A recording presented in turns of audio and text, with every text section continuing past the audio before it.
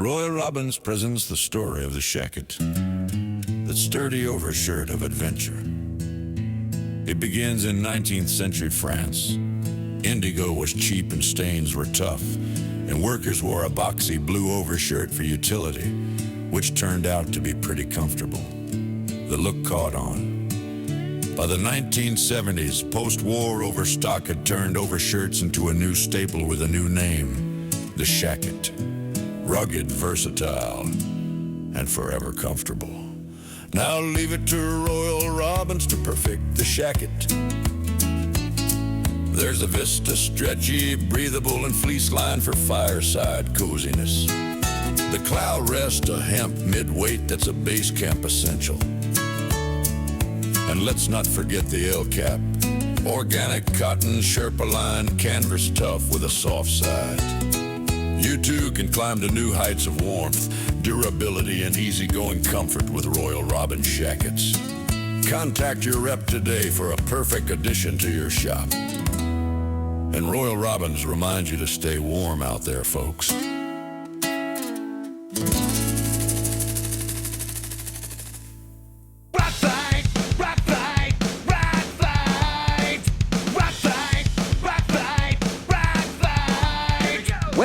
To the Rock Fight, where we speak our truth, slay sacred cows, and sometimes agree to disagree. This is an outdoor podcast that aims for the head.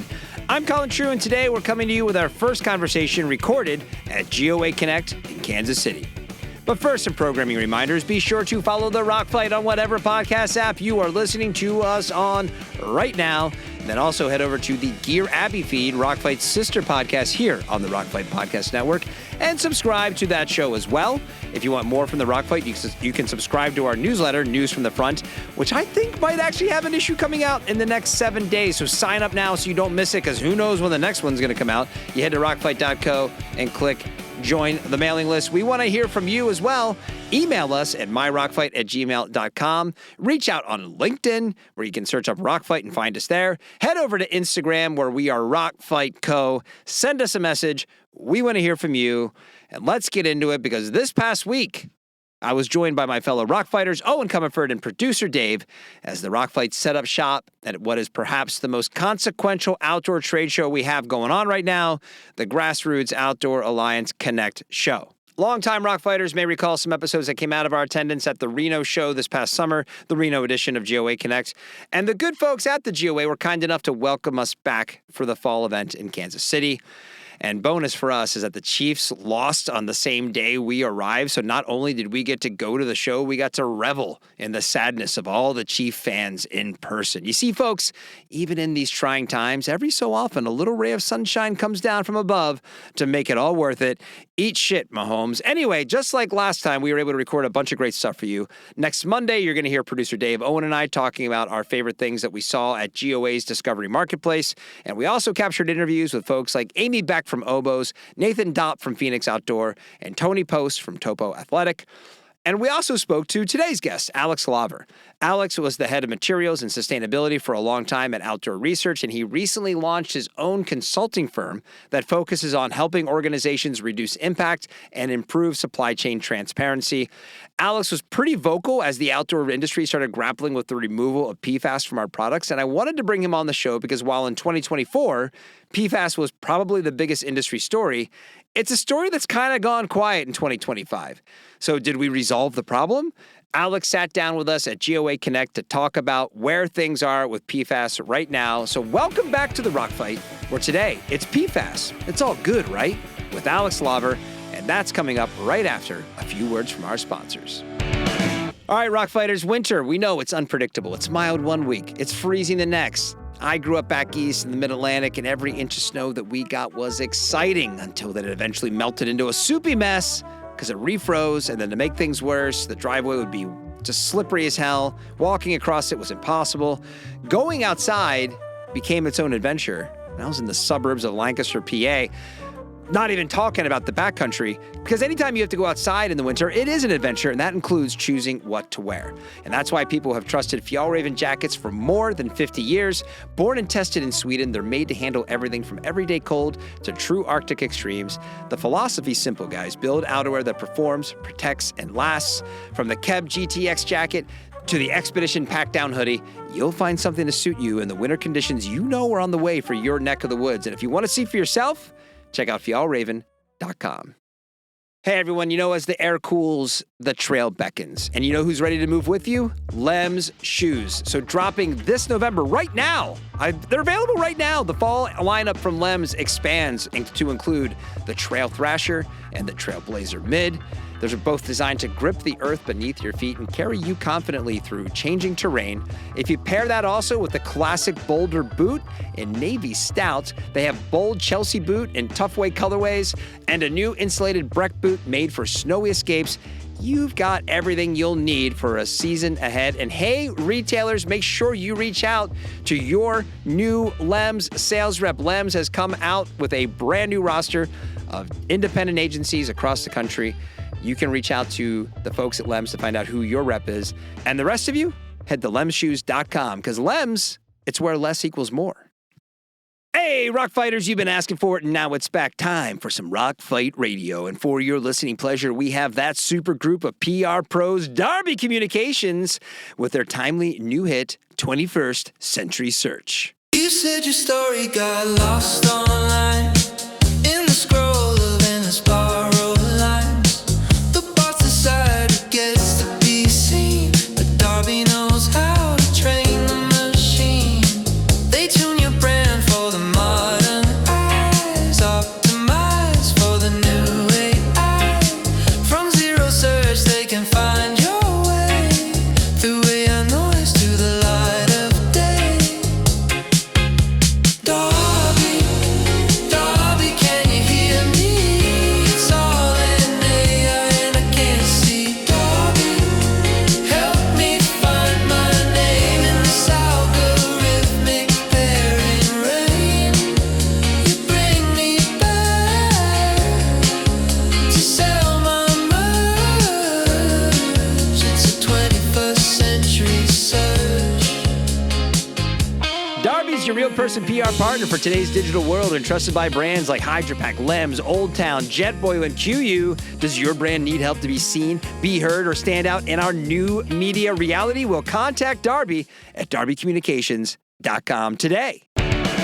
All right, first interview, GOA Connect, Kansas City, November 2025. I'm here with Eoin Comerford, and we're joined right now by Alex Lauver. Am I saying that right? I don't know if I've ever said your name out loud to you. I just assumed it was pronounced that way. Lauver? Yeah. Okay, great. You've called me lots of things, but you've never used my last name. Do people just say Lover? Do they say Lover? I get Lauer a lot. People are afraid of the V? I guess not. So Alex is the former director of materials and sustainability at Outdoor Research.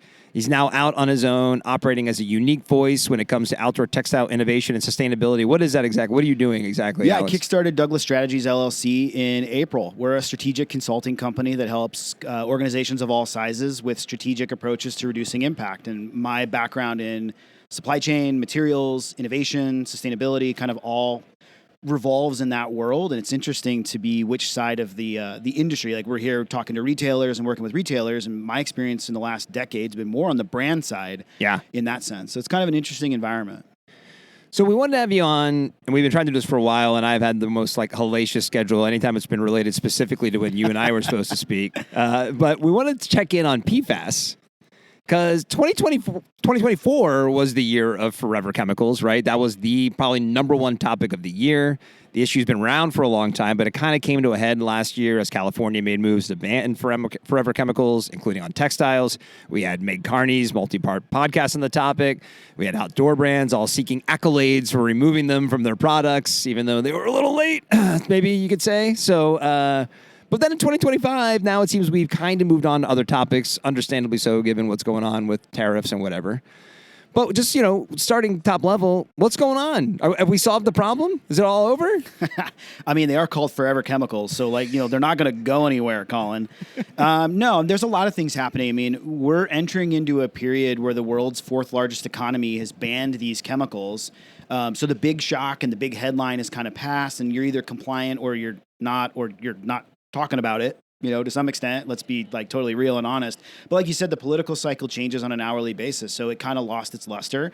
But there's a lot of things that are still happening. The original legislation was California AB 1817, but there are other states that have now moved on as well. So originally it was, if it's California, then it's like the whole world, but it's not just California. It's also in Maine and Colorado this year in 2026, Rhode Island in 27, Connecticut and Vermont in 28. So, I mean, there is a series of states that are still coming. There's a whole bunch of things that are happening. You mentioned tariffs. One of the other really interesting issues is where DWR is used to get advantageous duty rates on importing products. Owen's nodding. I think you've seen this. I think you guys have mentioned it and talked about it.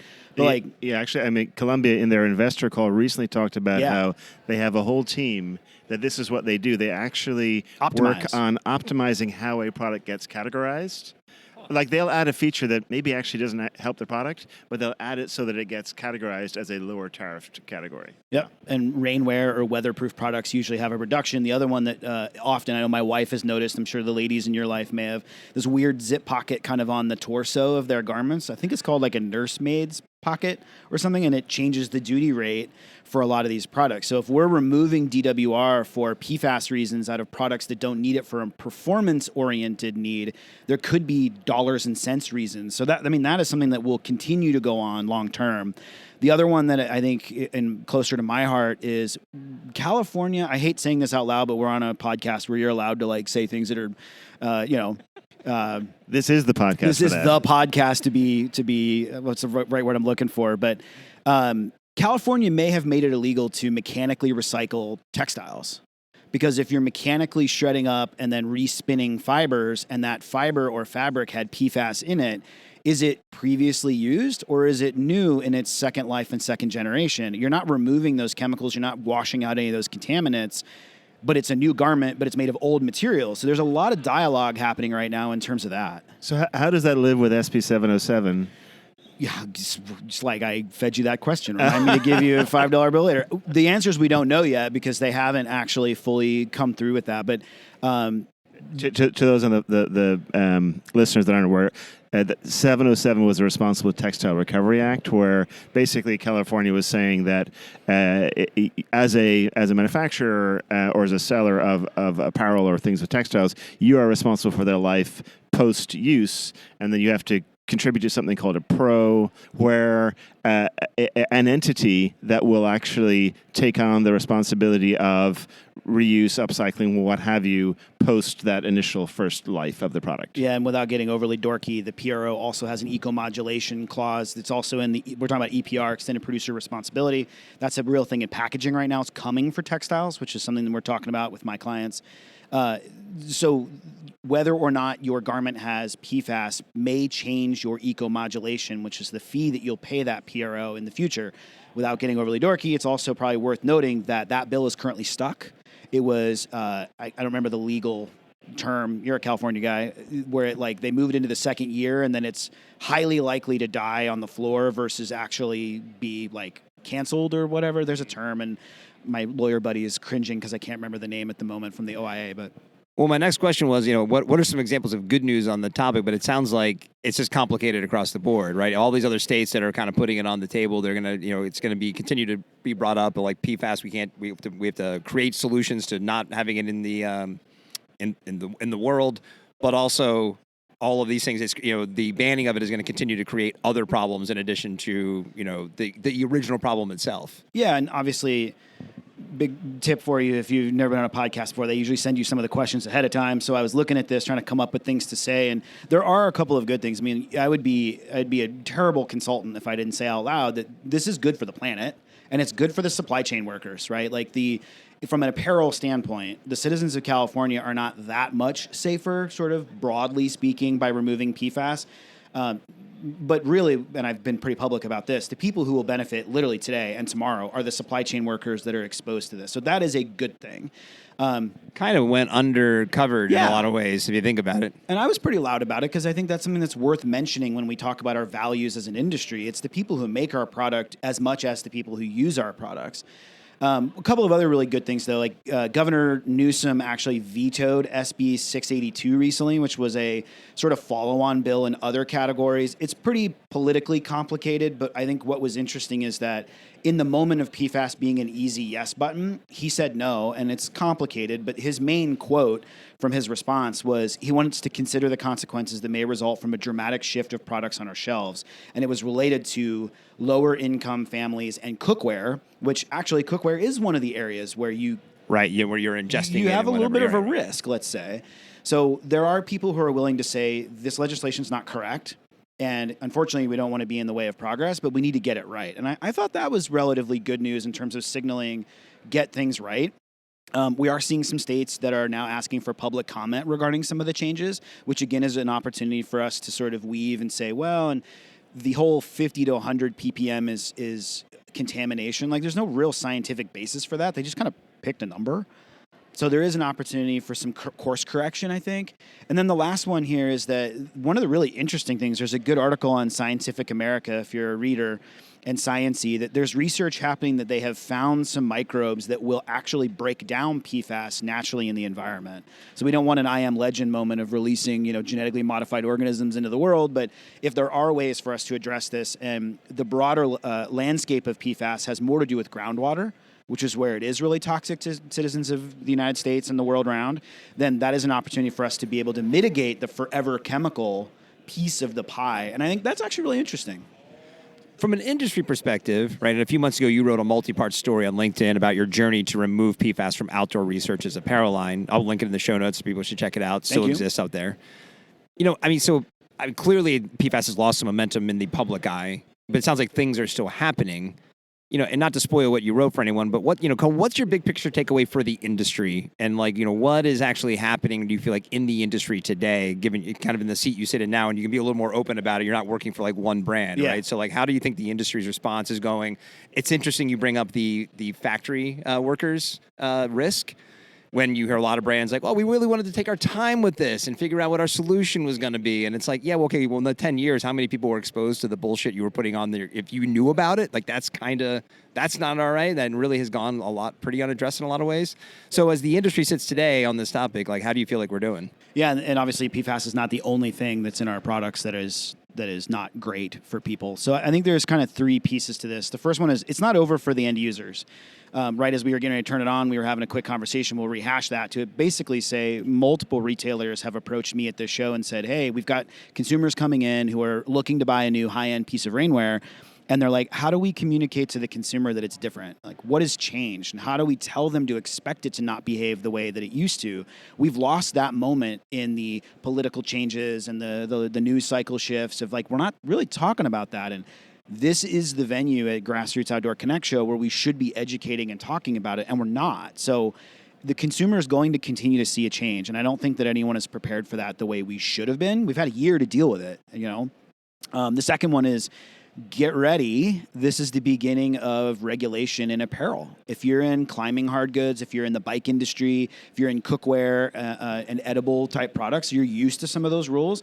It's been the Wild West in technical apparel. You could argue really overdue. Yeah, sure, right? I mean, it's like safety and PPE. And sustainability, all of these things. Totally. So I think that is the really big pivot point that we haven't learned a lesson from with PFAS and how to deal with the things that are coming next. And then the third one is I think it's really interesting to walk around and see how people are saying C0 DWR on their boots here, and they're saying the words PFAS free. From a legal perspective, it's not PFAS free. You're not PFAS free. It's in your blood. So I think that we're also not learning the lessons in terms of the unfortunate levels of United States legal code of you can't really say anything free.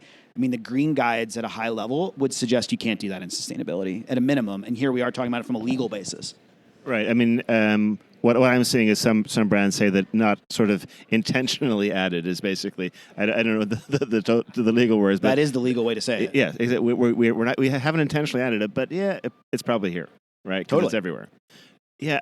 So looking back on the end of 24, let's face it. It was a bit of a shit show, right? I feel like having been in the industry. I mean, this was a train we saw coming from miles down the track, right? Did something change in 24, where especially on the tent side of things, where they felt, oh, we don't have to worry about it because Q4 of 2024, if you were trying to sell a tent, it was a disaster.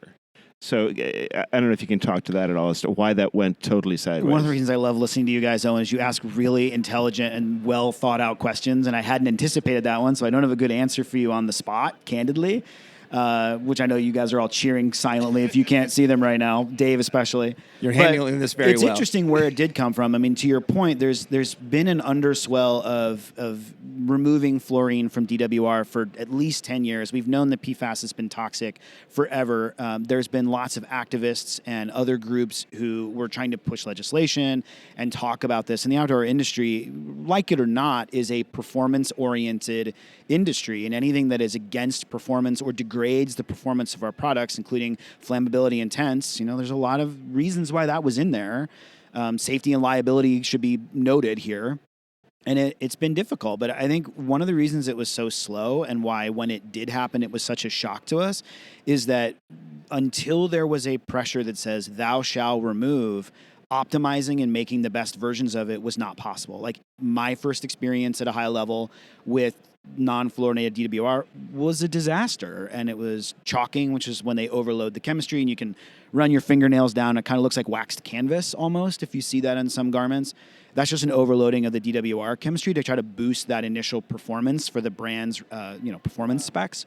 When Matt Dwyer from Patagonia was on, that was interesting. Him saying one reason they did take a long time, despite some of our criticisms, was like when we tried to take it out, like our products didn't work. Yeah. Like it was been so ingrained in the manufacturing of these things that we had to really start from scratch on a lot of products. That's a time consuming, as you know, as a materials guy, that takes a while. Yeah. And you said it earlier, I get to be a little more open now that I don't represent a brand specifically. I think Patagonia, now that I know some of the people on that team who are doing, I know Matt personally, and I've traded a couple notes on his appearance on your podcast and mine on a couple of others on the same front. They do their homework. Patagonia is certainly very, very, very science-y, even though they have this sort of, loose appearance at times. They do a great job. Keen is another brand that I'd point out who has very much been managing PFAS the right way and has a very well done testing regime. So they know it's not in their product. They don't just have like a test report they can wave around.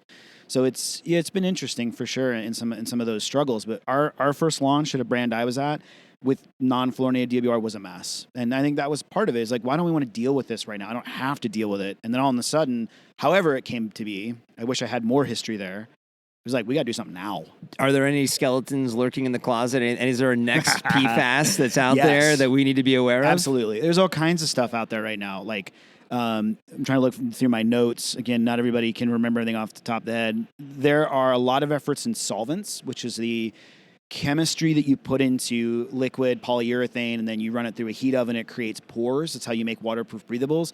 Some of those are really, really, really, really nasty. DMF, MEK. I've been exposed to those and toluene in my career. And like, that's kind of the deal where you walk into this weird, fully enclosed room and the workers are wearing some form of like PPE and kind of smells gluey. And you're like, I feel funny. It's like I'm kind of dizzy. And they're like, yeah, we're going to get out of here like real fast. I just wanted to show this to you. I mean, the whole room is just soaked full of solvents, right? Seriously, I mean, you want to talk about horrors of the supply chain 20 years ago. I walked into one of those rooms. A lot of them now have better VOC control, and they have better respiration, and they have capture systems and abatement systems, but especially the good ones. So solvents is a big one. BPA is back. What? Did you know about that? No. I thought we fixed it like 10 years ago, 15 years ago. They're finding BPA in recycled polyester and some spandex derivatives. It's a catalyst. It's a non-intentionally added catalyst that appears in some of the formulation of those textiles. We all know that BPA, especially when we talk about women, reproductive age, is toxic. They're finding it in like sports bras, high compression next to skin garments. And I don't have the facts. Somebody got sued. It's been a whole thing. But like, you can't really test whether or not it's in there, but yet people are finding it somehow, or they have reason to believe, and it's creating like lawsuits.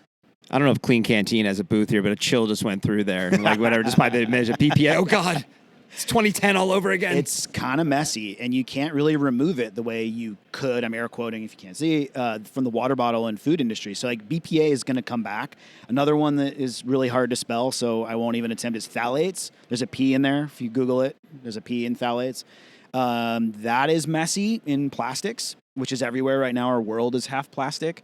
And then the other one that's really interesting that there has been some outspoken people, and I'm not going to name names necessarily, but the OIA had somebody on, I think this week to talk about it, is antimicrobials. I saw an article about this recently. Yeah, the inherent dangers in the silver antimicrobials, I believe. Yeah, right? silver salts. There's people Which using don't work peppermint. either, by the way. So just to let you know, you Work can for a defeat them little pretty bit. easily. Just get really sweaty, and it doesn't really do it. So there's a lot happening in that space as well, like drug-resistant bacteria that we're seeing, MRSA, and some of the other crazy things. I mean, that's coming from the overuse of antibiotics, and some microbes on your body are a good thing, just like in your gut. So antimicrobials might actually be one of the first things to go away pretty soon in apparel.